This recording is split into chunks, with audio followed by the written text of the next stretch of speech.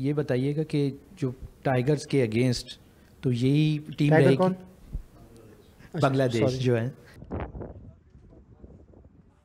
ক্রিকেটের একেবারে নতুন দর্শকেরও না জানার কথা নয় যে বাংলাদেশ দলের নিকনেম টাইগার, কিন্তু ৭ বছর ধরে আন্তর্জাতিক ক্রিকেট খেলা শাহিন শাহ আফ্রিদি কেন যেন সেটা জানেনই না, নাকি তাচ্ছিল্যের স্বরেই বলেছেন কথাটা তা তিনিই বলতে পারবেন।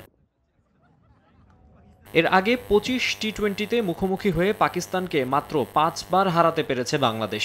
এশিয়া কাপে ১৫ দেখায় মাত্র ২ জয়। সার্বিক পরিসংখ্যানে পাকিস্তানিরা এগিয়ে থাকলেও সাম্প্রতিক পরিসংখ্যান বলছে ভিন্ন কথা। ২০২৪ থেকে এ পর্যন্ত সব ফরম্যাট মিলিয়ে ৮ ম্যাচে তাদের বিপক্ষে মাঠে নেমেছে বাংলাদেশ, যার মধ্যে জয় হার সমান ৪টি করে। ২ ম্যাচ টেস্ট সিরিজে হোয়াইট ওয়াশ করার পাশাপাশি আছে হোমে টি-20 সিরিজ জয়। সাম্প্রতিক এই পরিসংখ্যান মনে করেই কিনা পরে সুর নরম করেন শাহিন।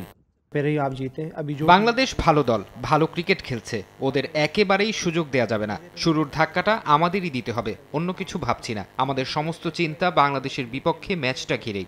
ব্যাটসম্যানকে পাস ডেন্টিস্টের পরামর্শ নাও নতুন কোলগেট অ্যাক্টিভ সল্ট। এই পেসার নিজেও নেই সেরা ছন্দে। নতুন বলে পাকিস্তানকে উইকেট এনে দিতে পারছেন না নিয়মিত। প্রতিপক্ষের ব্যাটারদের কাছে এখন আর আতঙ্ক নন তিনি, যদিও নিজের ফর্ম নিয়ে নাকি মোটেও উদ্বিগ্ন নন শাহিন। চিন্তিত নন অফ ফর্মে থাকা সতীর্থদের নিয়েও। আপনি আমাকে বাদ দিতে চান? আমি পাকিস্তানের জন্য জীবন দিতেও প্রস্তুত। আবার আপনারা হারিসের কথা বলছেন, ব্যাপারটা তো এমন নয় যে সে ব্যাটিং পারে না। সাইমের ক্ষেত্রে একই কথা বলবো। সুপার 4-এ বাংলাদেশ পাকিস্তান ম্যাচটা দু দলের জন্যই অঘোষিত সেমিফাইনাল। আসর জুড়ে স্বাচ্ছন্দ্যে খেলতে না পারা পাকিস্তান এখনো শিরোপার স্বপ্নে বিভোর। আমরা এখানে ফাইনাল জিততে এসেছি, এশিয়া কাপের শিরোপা জেতার লক্ষ্য নিয়েই এসেছি। শীর্ষ 4-এ ভারতের কাছে ধরাশায়ী হয়েছে পাকিস্তান। সে তুলনায় কিছুটা হলেও প্রতিদ্বন্দ্বিতা করেছে বাংলাদেশ।